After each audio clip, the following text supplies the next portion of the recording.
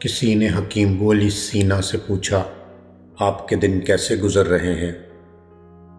جواب دیا، گناہ گار ہونے کے باوجود اللہ کی نعمتیں مجھ پر برس رہی ہیں۔ سمجھ نہیں آتا کہ میں کس بات پر اللہ تعالیٰ کا شکر ادا کروں، نعمتوں کی کثرت پر یا گناہوں کے درگزر کرنے پر۔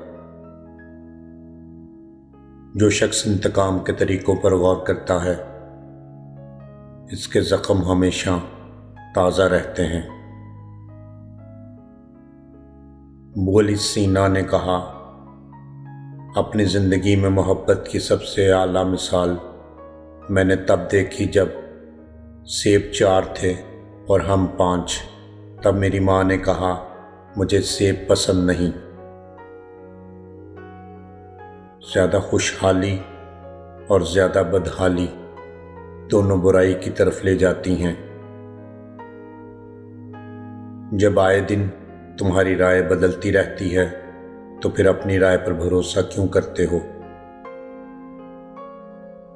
کسی کی نسبت برا خیال بھی دل میں نہ لاؤ، یاد رکھو اس کا عکس اس کے دل پر ضرور پڑے گا۔ قلت عقل کا اندازہ کثرت کلام سے ہوتا ہے۔ ناقص عقل گناہ کے وقت محافظت نہیں کر سکتی۔ فقیر وہ ہے جس کی خاموشی اس کی فکر کے ساتھ اور گفتگو اس کے ذکر کے ساتھ ہو۔